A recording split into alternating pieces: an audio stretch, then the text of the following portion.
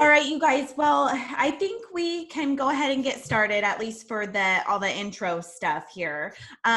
So first of all, you guys, I just wanted to welcome you to today's town hall. And I'm Jamie from the marketing team here at Schedulicity. And like Cassie just mentioned, I'm in San Antonio. But we are all super excited to welcome back Cassie Kurtz. Cassie, if you don't know, is the owner and master barber at Beyond the Beard in NYC.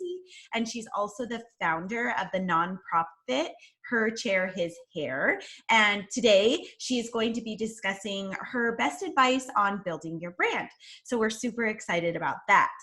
Before I hand it over to Cassie, I always go over these housekeeping items, and I'm sorry if I sound like a broken record and you've been to these town halls and have heard all of this more than once, but you can view all our past and upcoming town halls on our webinars page, and I will be linking all the links that I mentioned. I'll go ahead and put in the chat so you can take those for easy access, but it is essentials.schedulicity.com/webinars, and we will be sending out a follow-up email with today's replay of this town hall as well.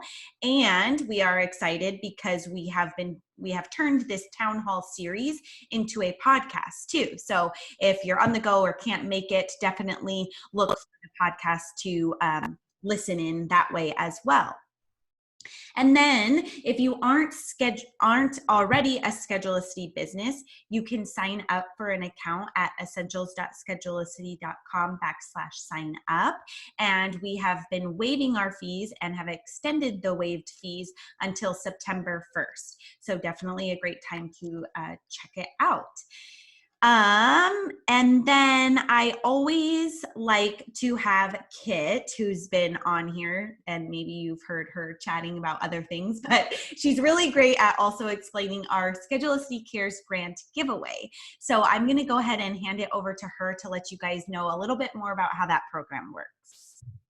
I do love to chat for sure. And I especially love to talk about the Schedulicity Cares grants, which is why I'm always on here. And I feel like it's kind of unfair. Jamie does all of the heavy lifting and then I get to tell all the good news in these webinars. But the basic gist of our our grant is this. Today, anyone who is attending this webinar live is eligible to apply for a $500 business grant, which is awarded through Schedulicity. The only thing that's required is that you have a Schedulicity account, and like Jamie mentioned, it's free until September 1st, and it takes only a couple of minutes to sign up. I just dropped the sign up link in the chat, so you can find it there. But again, it's essentials.schedulicity.com/sign up. And now I'm going to drop what we're all waiting for, which is the Google form that will allow you to apply for today's grant, which is right here. So it takes 2 minutes. As I'm talking and yammering, you could have it. You could already have applied, so just do it, definitely. And then as another sort of aside, we do actually do these grants separately from our town halls 3 times a week. So we're actually giving away $500 4 times a week, and we have been doing it since the start of quarantine, and we'll continue to do it. So if you don't happen to win the grant today, you can come to any town hall in the future and apply again. And again, it's really low cost of entry if you're here because you're competing against however many attendees are actually at the live webinar. So it's a really great opportunity, and there's a high chance of you being the one that's awarded the grant. But also, you can apply separately for our Schedulicity Cares program, which are the 3 grants that we give away and announce on social media every week. You may have seen them already. So I'm going to drop that link in as well so that you can apply. You can actually apply for 2 separate grants today if you haven't yet, which is really great. And I will remind everyone throughout the webinar in passing in the chat that you still have a little time to apply for today's grant, and include the link more than once for anyone who's coming late or busy or has their hands full right now. But you will need to apply by the half hour so that we can actually cut it off and select a winner of today's grant. So you have about 23 minutes to apply for a 2-minute grant, and you should probably do it right now. And that's it. And I'll hand it back to Jamie. Yay, thanks, Kit. Yeah, definitely do apply for that. And then lastly, something that I always like to let you guys know before I hand it over to Cassie is that we have one of our support rock stars on our town hall today. Her name is Anna. She's really great. If you have any questions, let us know. And we will be doing a bit of a Q&A after Cassie's presentation as well with her. And then you can also always reach out to all of our rock stars at support@schedulicity.com.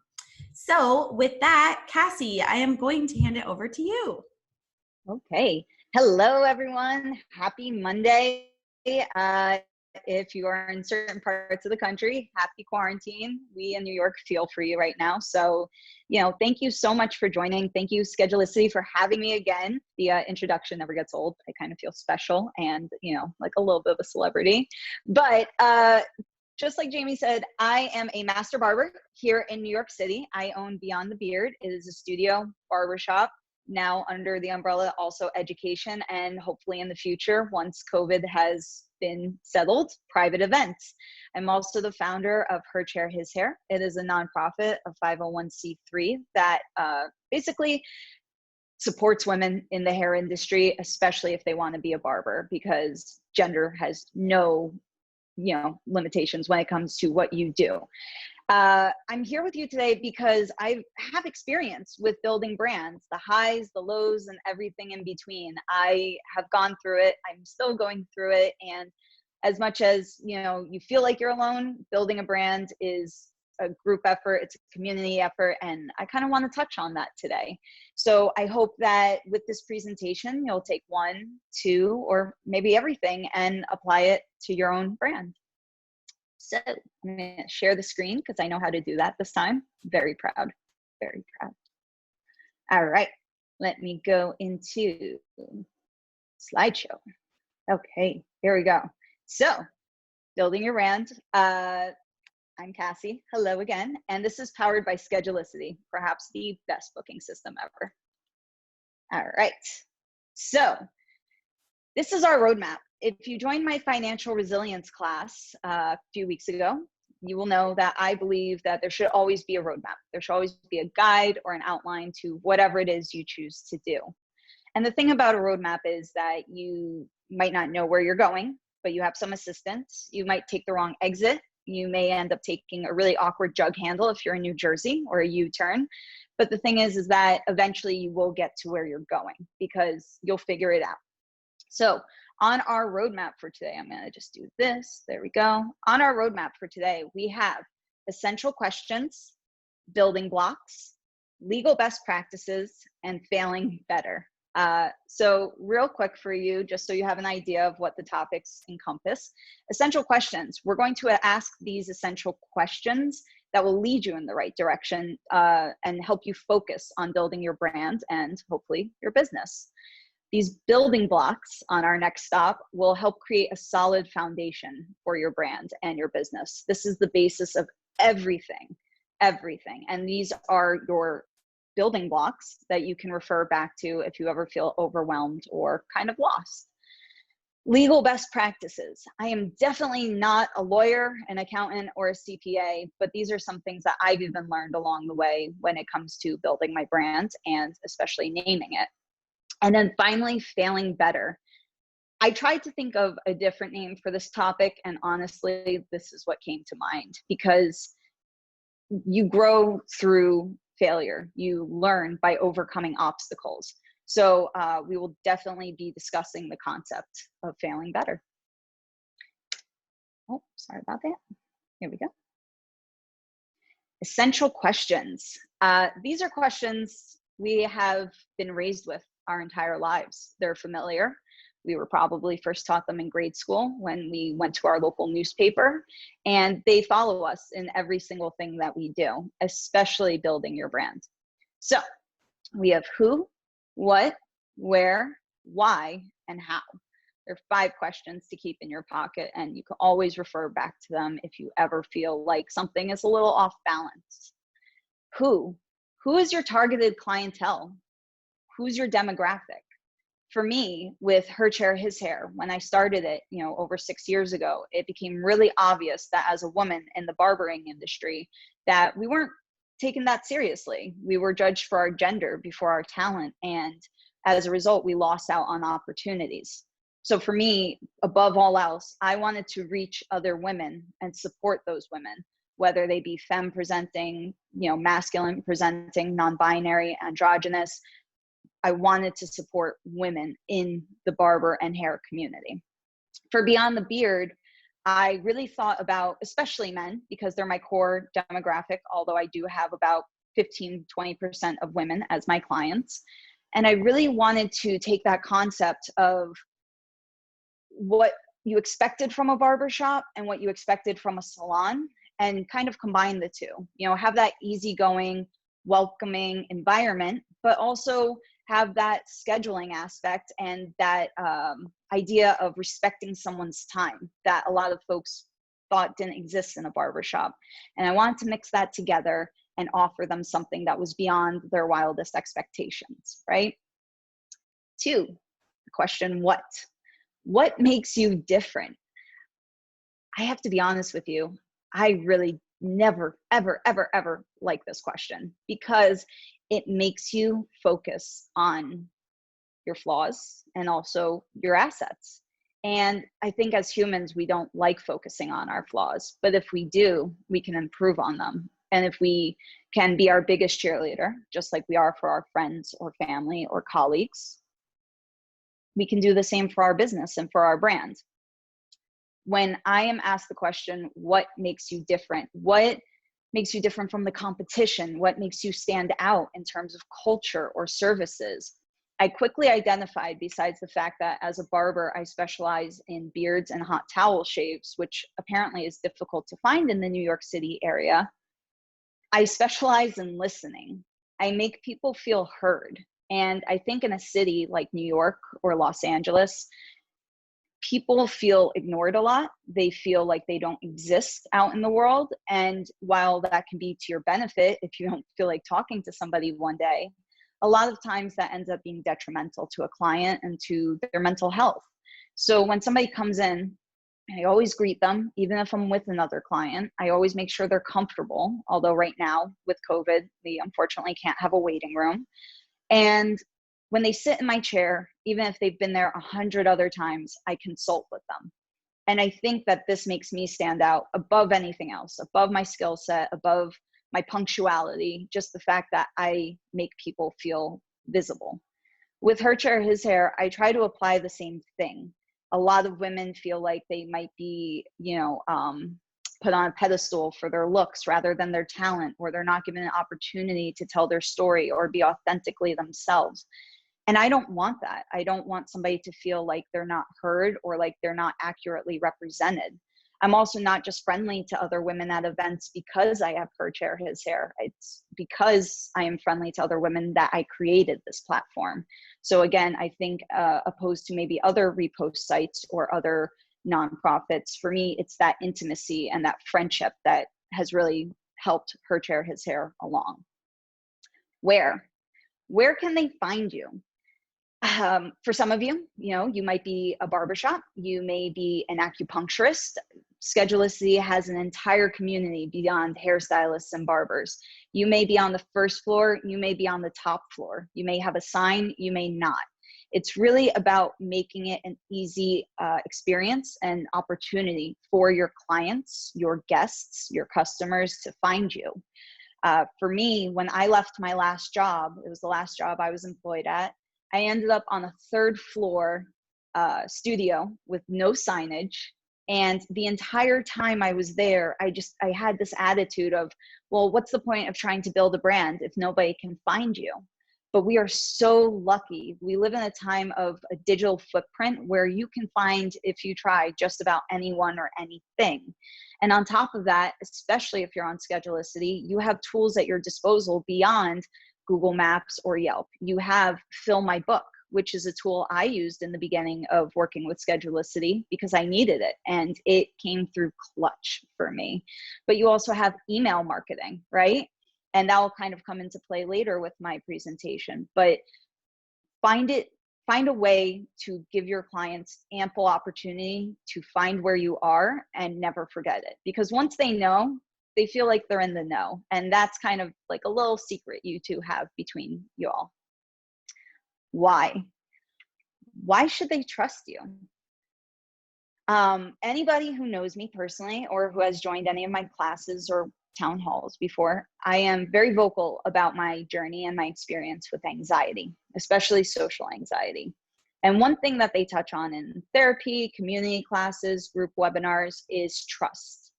And I want you all to take a moment, if you can. I'll check back later in the chat box, but write down the first thing that comes to mind when you think of trust. Everybody, I guarantee you, has a different answer. For me, it's really important to understand and dissect the word trust because everybody has different values. So if you can come up with your own list and maybe even ask your friends, your families, your potential or current clients what they trust or value, especially about you, you will have your why answered in a moment because you can tell them why you're doing this, who or what inspires you to do this, and then they can choose to trust and value you as a result. And then our final question, how? How do you plan to convince them? It's a really fun strategy session that includes a lot of hair pulling and a lot of, crossing out notes and implementing things and trying again. You can reach out to them through services, right? Through education, through referrals and marketing and so many other ways. Again, going back to Schedulicity email marketing, I have been heavily relying on that throughout quarantine and even before. But sorry to the tech rock stars, I've probably sent about 1,200 emails in the last month. So my apologies. But really consider these 5 essential questions and always refer back to them because if you can answer these, you are already on your way to having a solid brand, I promise you. Building blocks. Side note, when I was a child, a little boy came up to me in preschool and he kicked over my building blocks and I will never forget it. So I made my own and now here they are. Brand name, customer experience, trust, and marketing. And there's a small hint below there. It's not the same thing as branding. When I created Her Chair, His Hair, I was sitting in a barbershop down in Chelsea in Manhattan. And it was a slow week. It was in the middle of, probably spring break time. And I decided I'm going to create this social media page. I'm going to promote women. I need a name. And I will not repeat the expletives that left my mouth while I was trying to figure out a name, but it basically ended up being, well, it should be simple. It's her barber chair and it's his haircut. So how do I make a name? And the question really goes back to what is in a name? How do you tell people what you want them to know before you ever say a word, except for the brand name? It goes back to the brand name. Make sure it's memorable. Make sure it's pretty easy to say. I know Her Chair, His Hair is a tongue twister. And thank you, Jamie, for being so cognizant of it. You are loved for that. And the same thing with Beyond the Beard. Beyond the Beard was actually a name I came up with years ago when I was a makeup artist and a men's groomer on set. And I was sitting with a colleague and we wanted to come up with a workshop that basically touched on the fact that men's grooming was more than just handing the male talent a disposable razor and saying good luck in the bathroom. That was a preconceived notion and a reason for reduced rates on set. So we wanted to kind of change that perception around men's grooming.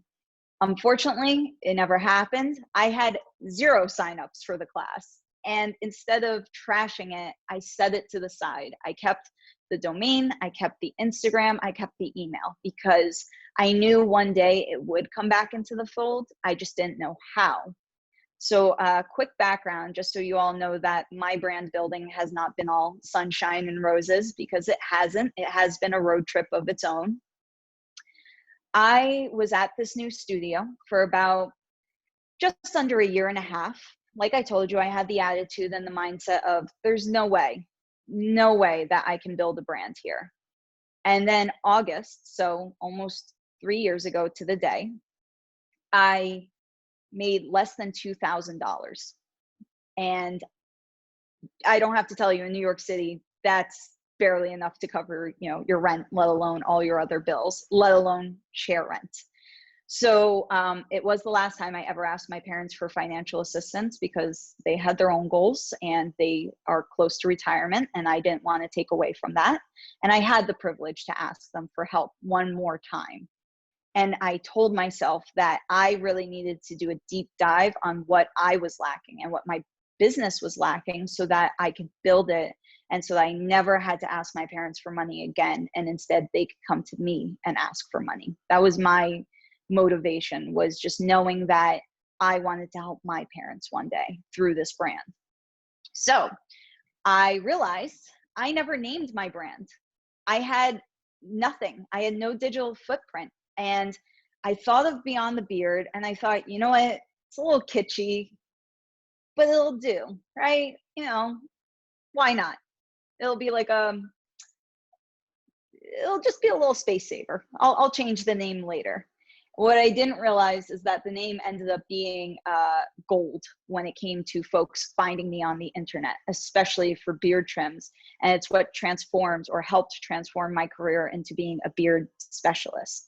So definitely do your research and make sure that the name is available, which we will touch on in our next slide. But if it's the right name, you will reap the benefits tenfold. Customer experience. How will the customer feel when they walk through the doors?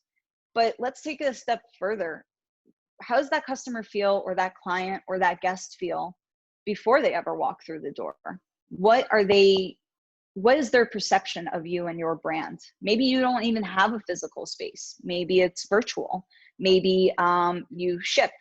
There's so many different ways that we can conduct business these days, and we have to be cognizant of how every customer experiences our brand, and as a result, how they will tell other people about their experiences. So for me, it really comes down to culture and values.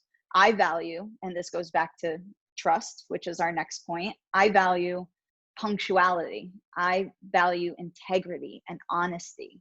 And these are things that I offer my clients. When I make a mistake, I acknowledge it, and I will make up for it. One of my policies that I set on Schedulicity is that you are not allowed to cancel less than 90 minutes before your appointment, which recently I changed to a few hours because COVID, and I need to make sure I know what my day looks like. But in the same way, I also, if I have to cancel last minute because of personal emergency, we're human, life happens, I try to extend that courtesy and let my clients know the same thing. And if not, as a result, offer them something to make up for messing up their schedule, right? What does your experience look like? Do you greet them when they walk through the door? Do you make sure that they have a beverage pre-COVID? Do you make sure that they have a text message reminder of how to find you if your space is not ground level? All of these things, from beginning until the moment they walk out the door, and maybe even depending on your business after they walk out the door, is an important aspect to your brand, because it's exactly that they will go and tell their friends, their family, their loved ones about their experience and about this amazing brand. It doesn't just start and stop when they are in front of you. It goes well beyond that. And it's a relationship, right? It's not just for money. Next building block is trust. Values, trust, right? The importance of trust and why it's important to connect with someone. I've already mentioned what I value, and I hope you all in the comments have mentioned what you value. I'll definitely take a look later to see if we are on the same page. But trust is a huge, huge thing when it comes to your client, your customer, your guest, because whether it's with their haircut, with their body, with their mental health, you name it, because again, Schedulicity covers all these amazing communities. They need to be able to trust you with their time, with their personal wellness, with their external wellness, right? Their looks. And if you can figure out what people trust about you, and you can repeat that and make it still organic, but a part of your ethos and your company, your brand will have difficulty failing. I will say that. And then finally, marketing. It's not the same thing as branding. I'd say raise your hands, but I can't really see you. If you did not know this, I was the only person at Fashion Institute of Technology night class that did not know branding and marketing were not the same thing 5 years ago. And the professor then picked me to say why I thought they were the same thing.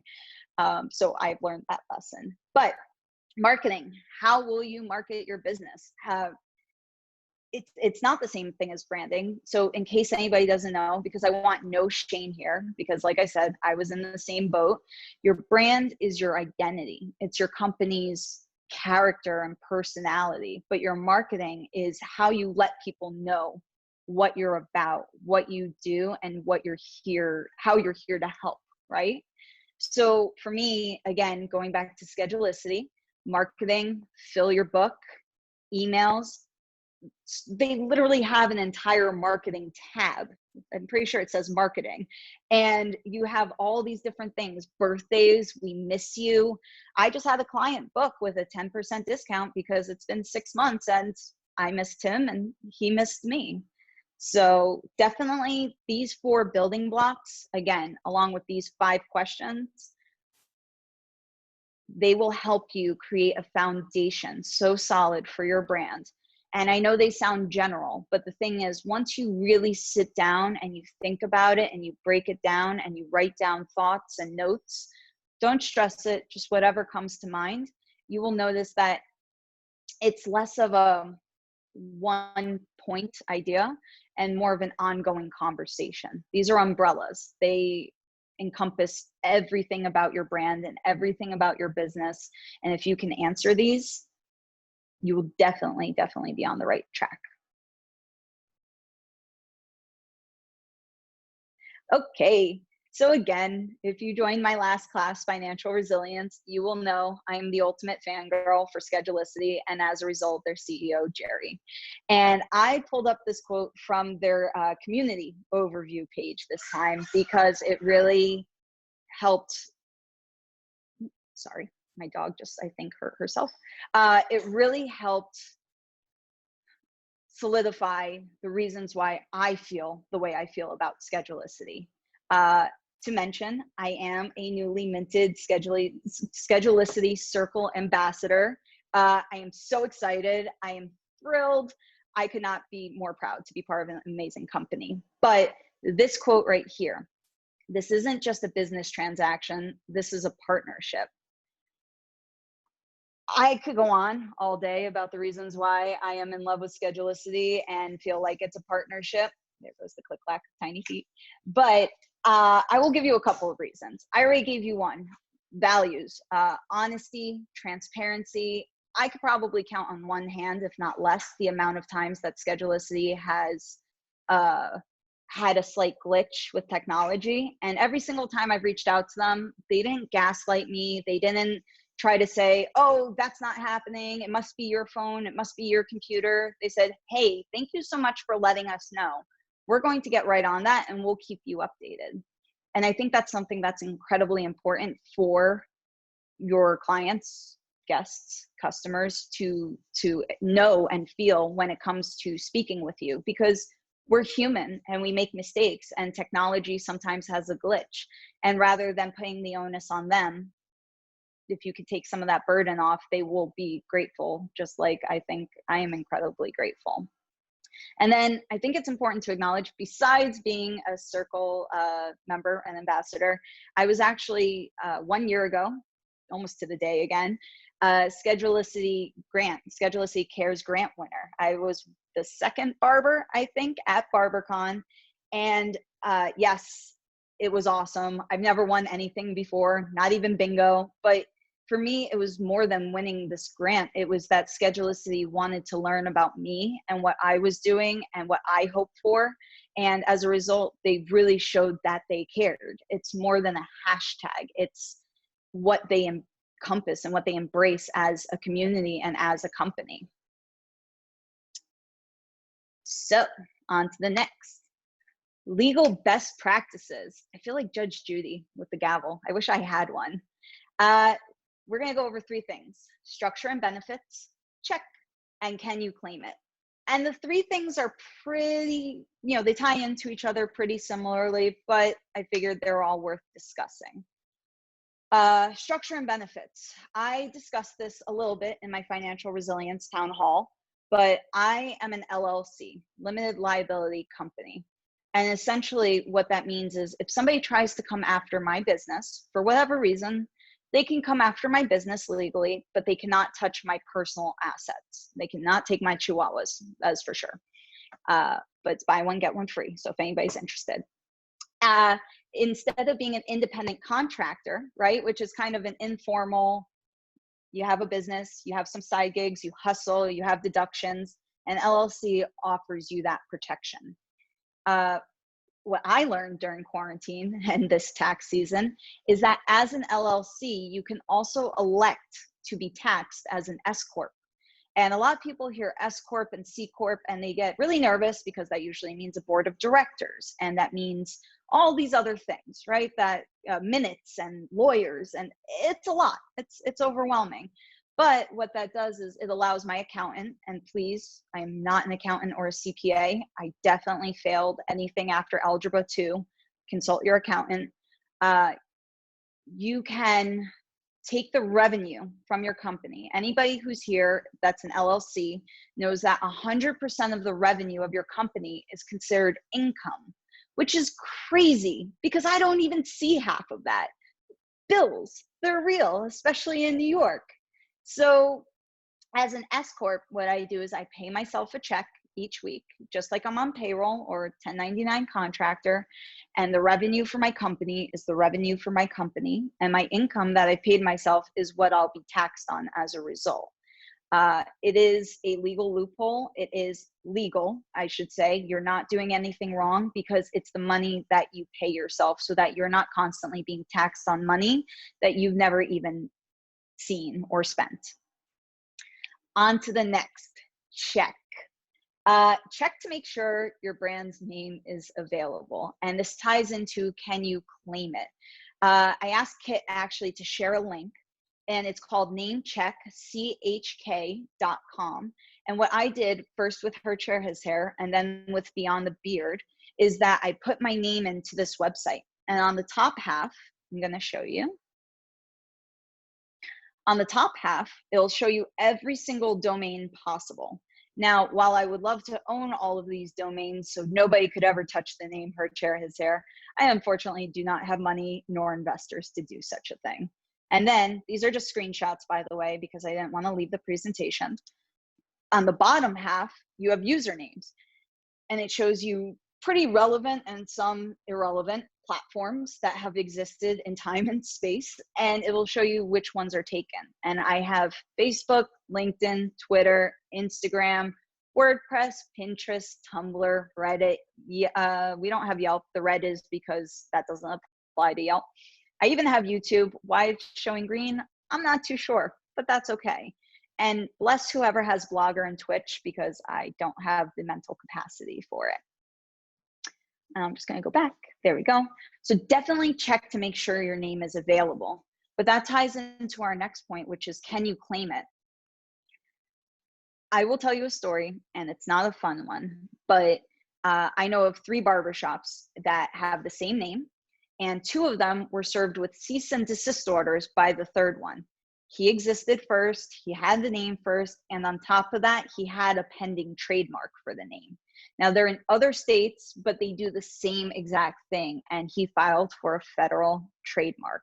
So they tried settling, they tried reasoning, but the thing is, unfortunately, if somebody doesn't want a reason and they want you to either stop using the name or they want financial compensation, the likelihood is it will be in their favor, and it's just not an uphill battle worth going against. It's not. And I hope you all will consider checking every single thing. Trademarks, if you ever choose to, expand beyond whatever your business may be right now. Social media, this will make your life so much easier if you look up Her Chair, His Hair. And as a result, his hair, her chair, you will find that I have claimed those because I don't expect people to get it right on the first time. It happens. They do swap things. So really think about other people and making this easy for them. And skip ahead. All right. I love this quote too. I could not leave it out before we go on to overcoming obstacles and learning through failures. My reputation grows with every failure. If there was ever an author that perfected the art of sarcasm through written word, it was definitely Oscar Wilde. But the thing is that when I thought of this topic, I thought of that really well-known quote or phrase, and forgive me, I'm probably saying it wrong, but try, fail, learn, try again, fail again, or, fail better.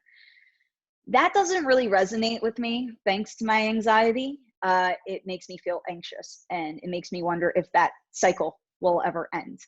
But the thought of knowing that my reputation grows with every failure puts the outcome in my hands, because you can either fail for the better and your reputation can grow for the better, or you can keep failing and as a result, your reputation can take a hit. For me, I had to learn about stability. When I first started Beyond the Beard, I was still in a freelancer set of mind, thanks to being a makeup artist. And I lost a lot of folks along the way because they couldn't always get me same time, same place, that sort of thing. And that damaged my reputation amongst my clients. So I really wanted to learn from that and say, okay, how can I be better? How can I learn from this? And how can I grow? And as a result, I actually got some of those clients back. Learning by failing better. This topic is very close to home. I cannot tell you how many times I've failed, but I've always tried. I won't say I always have, but I've always tried to switch up my mindset, look at it more positively, and learn from it. Because, we really need to speak to ourselves more kindly. We need to be more patient with ourselves. And if we can learn through failures, no matter how small or how big, we'll be better for it. So when I came up with this list, I was basically spitballing with my boyfriend ways that I have failed. And, it's really humbling. It's incredibly humbling to acknowledge the ways that you have failed, but also the ways that you've grown and learned from those failures, even if it was a year, 5 years, or 10 years ago. So loss of clientele, emotional and professional growth, trusting the process, preparing for pushback, ignoring your intuition, and breaking away from your comfort zone. I already told you how I lost some clientele. Clientele loss is natural, especially as you grow as a brand or a business. But the reason why you lose them is the important aspect. So if you've lost them for negative reasons, it is important to reach out to those people and say, hey, I've learned from this. I hope you'll give me another chance. You see that a lot on reviews and comments that, owners of businesses may leave. But if it's just because you're really awesome and you're really busy, well, sometimes they're going to book further ahead of time or buy in advance or prepay, and other times they'll choose to go elsewhere. And that is a natural part of growth, but the latter is not a failure. That is incredible. Emotional and professional growth. I believe the two are intricately intertwined. If you can grow emotionally, you can grow professionally. I think that for me, like I said, the biggest thing that I can offer a client is empathy and understanding. I do have my policies, I do have my rules, but they also are human and life does happen. Children get sick, bosses ask for 5 more minutes. We know these things to be true, and we would hope that someone shows us the same emotional understanding and empathy. Some days we walk in with a bad attitude, and we don't want somebody, who's doing our hair or our nails or helping us with a dress fitting to get upset at us. So it's really about growing emotionally and being able to apply that to the people that choose to support your brand and your business. Trusting the process. As my boyfriend likes to say, I am still going through this because it is a lesson in patience. Anybody who has been affected by COVID in the last 4 months knows that this is a process. Just because your shop or your store or your brand or business has reopened, your practice, right, doesn't mean that people are coming flooding back. People are still afraid, and rightfully so. People are still nervous, and that's their prerogative. But you really have to trust the process. You can put all these building blocks and all these questions into play, but at the end of the day, there is really only so much that we can do. And sometimes you have to sit back and enjoy the ride, right? Enjoy the road trip and make minor tweaks as you go along. Maybe Google Maps lets you know there's a faster route by 4 minutes. It's your choice to make that tweak, but trust the process. Don't kick yourself just because it might not be going exactly as you hoped for. Which leads me to my next point, ignoring your intuition. Anybody who knows me personally knows that I've got a pretty strong gut when it comes to things. And I probably ignored my intuition for a better 10 years. So if there's anybody here who's like, yeah, I keep doing that, don't worry. I do it too until recently. But listen to your gut, listen to your intuition. If you think making a change, an important change or a small change will help your brand, and you get that pushback from clients, which, you know, the two go together, preparing for pushback, listen to them, offer them that emotional standpoint where you say, okay, I'm willing to listen to you and why you don't like this or why this affects you. That doesn't mean that you have to go back to what you were doing, but it means that you're open for dialogue and you can allow that client to have a good experience. So maybe you've raised your prices and it's not in their budget, but that person has had such a good experience and they've had that open dialogue with you that if they come across somebody who can, you know, budget for your services or budget for your whatever it is that you may offer, they will say to that person, well, you know, Cassie wasn't in my budget, but she was great and I loved seeing her. But she explained to me that, you know, these policies needed to change. However, you're saying that, you know, your budget is X amount, you should go see her. And that's how you still grow your brand and grow your business. And that's not to say that one day that person may not have the budget or value your services or whatever it is you may offer more in the future. Maybe they've had that experience elsewhere and they decide, no, this is valuable to me. So don't ignore your intuition and prepare for pushback, but still be open, right? Open to the process and open to growing emotionally and mentally with your clients. And finally, breaking away from your comfort zone. You all are probably rolling your eyes and saying, oh, not this again. Why is everybody telling me to do this? But it's true. As a barber, I was not strong with fades, especially skin fades, because it's not what I was taught in the beginning of my career.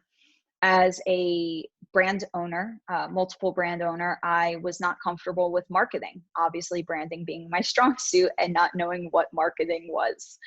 These are things that I've had to learn. And the phrase that I once said out loud to one of my friends, and I'm sure I read somewhere, was, I want to be comfortable with being uncomfortable.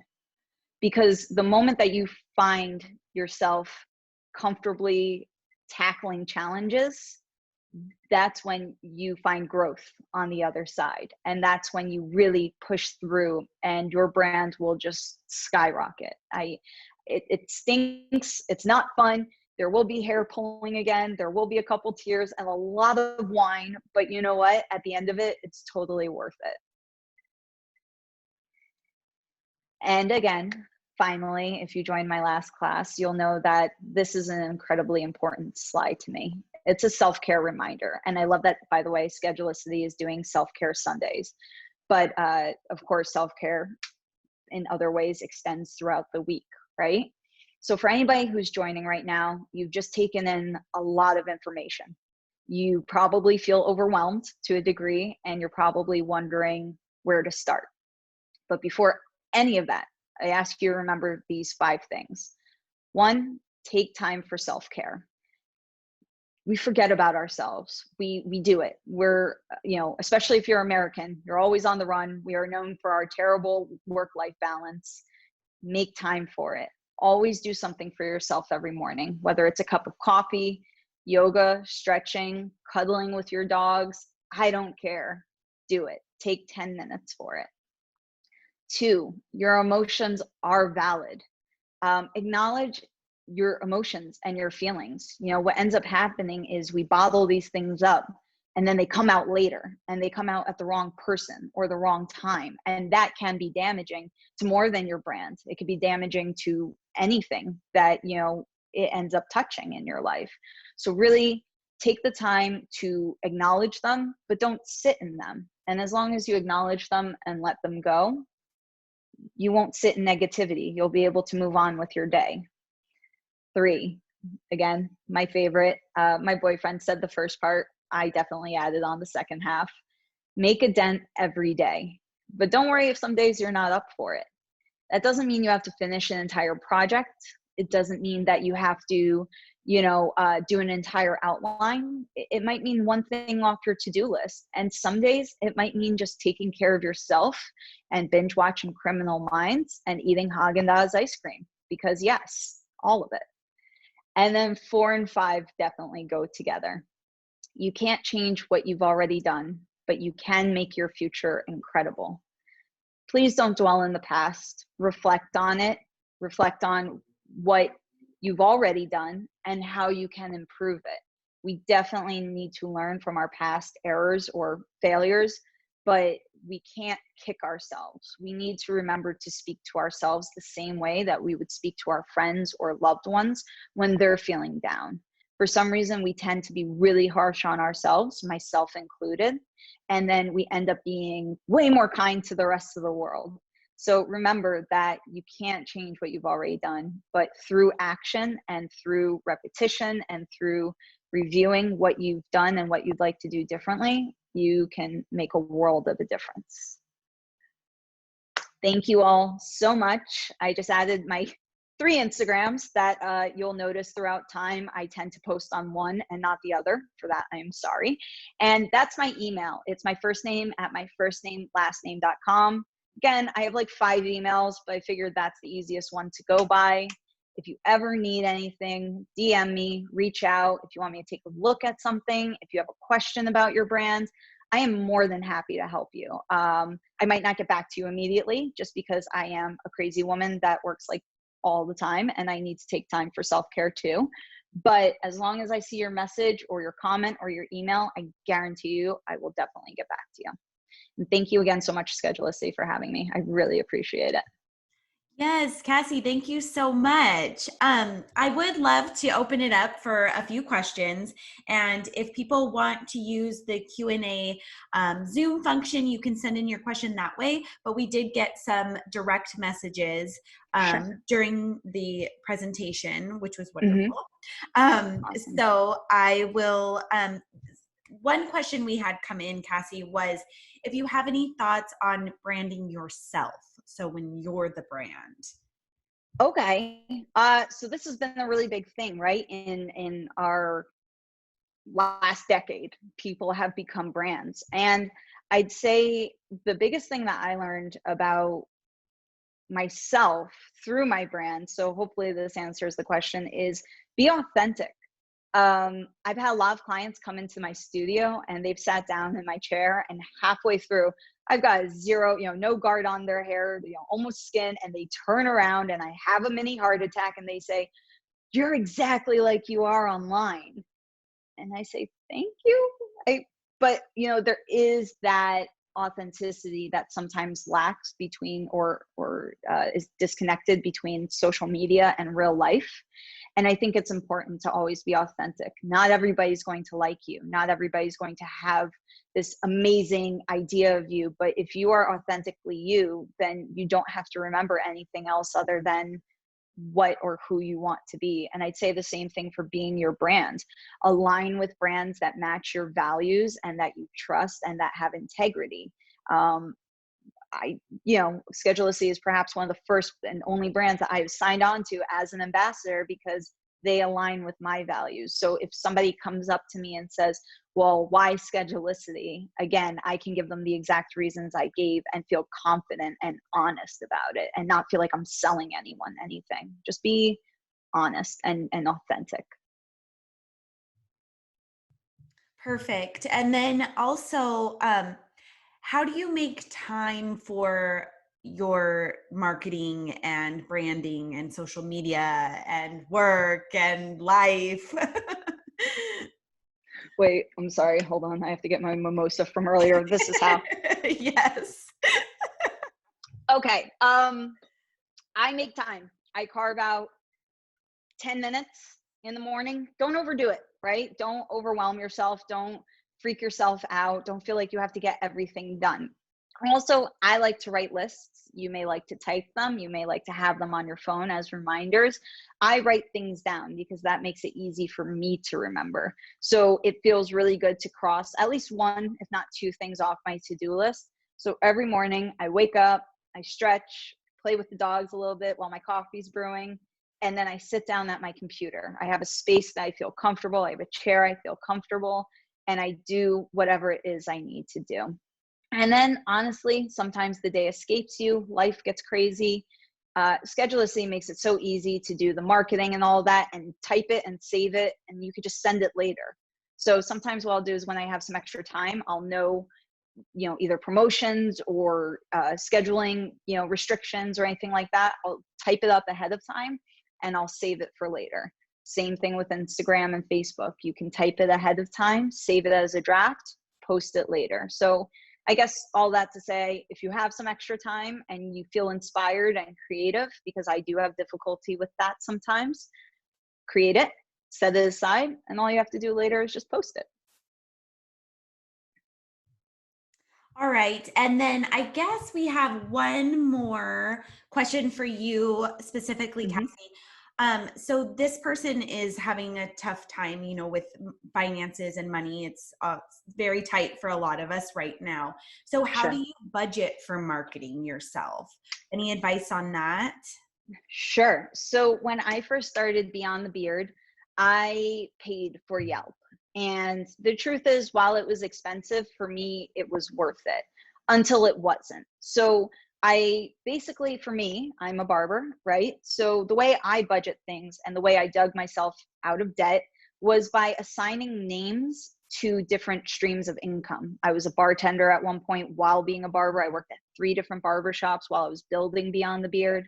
And each job had a different name, whether it was credit card debt, rent, you name it, it had a name. So if you know that Yelp costs, let's say $250 a month, right?